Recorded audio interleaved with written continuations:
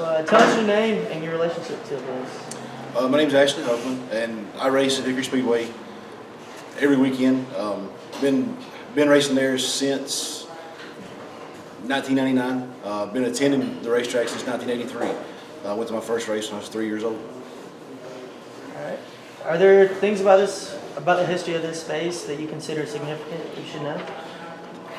Hickory Speedway is known as the birthplace of NASCAR stars. There's been numerous of Winston Cup, Sprint Cup drivers that got their start at Hickory Speedway. Dale Earnhardt raced there, Dale Jarrett raced there. The list is huge. When you walk into the place, there's a sign hanging there on the left. It's got basically the who's who of racing. It's got their name on there. Just talking about more or less the history of the place. You can just kind of sit there and you can look at those names and think back. Ralph Earnhardt, Dale's dad, used to race there, and just a lot of the names that made the sport of NASCAR, the sport of racing, what it is. A lot of them got started or competed at a young age at Hickory Speedway. Right. Why is this place important to you? It's special to me, important to me for several reasons. One, like I said, I went to my first race when I was 3 years old. I grew up going to the racetrack. That's all I knew. And my dad had cars, competed there. My grandfather had cars. I think my grandfather started racing there in the late 50s. And his cars won the last dirt race, and then came back and won the first race after it was paved, when it was asphalt. And my family's has always, to some point, had something to do with Hickory Speedway. In 1986, my parents promoted the place. They ran the place, and that whole summer, I'll never forget. Probably one of the greatest summers of my life. Me and my brother would go down and we'd ride our big wheels or whatever around the racetrack, and just to go out there on Monday morning, walk around sweeping, just cleaning up. You'd be amazed that you find people's billfolds. You find money.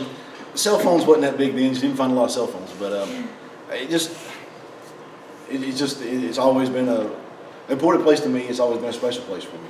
So would you consider this place to be sacred? I would. One reason is just because of the history, because of the people that got started there. Like I said, when you walk in there and you see that name, it's almost like when you walk through those gates, especially for me, it's like you're going in just to a sacred place. You can just feel the history. You can feel what has went on there in the past, and every time you walk in, you're excited about what the next day holds. And a lot of people have walked in that place a nobody, and they've left a superstar. What do you see in this place's future? I see it getting stronger. I see it growing. I think racing's still, especially short track racing. It's a big part of just the average person's life. Around here, there's probably, there's 10 or 15 of us here. It means the world to us. And it's like that throughout, Catawba County and the surrounding counties. There's a lot of people that they look forward to Saturday night. Anything else you'd like to add? Recent stories?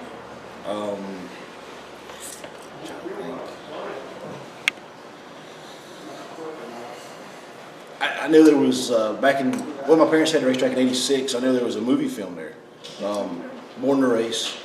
It wasn't a blockbuster. It wasn't a big hit, but it was there. There's been several movies filmed there.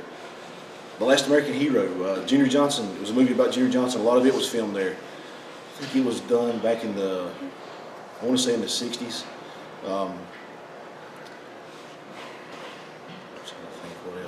It's just kind of like you're talking about, a sacred place. It's a sacred place to a lot of different people for a lot of different reasons.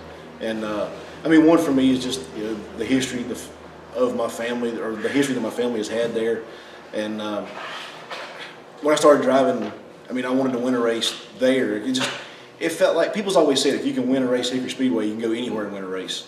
And a lot of that comes true. Even with the setups on our cars and stuff, we'll go to Hickory and practice and get close. We may go somewhere else and race, but whatever we learn while practicing at Hickory, it carries over anywhere else we go.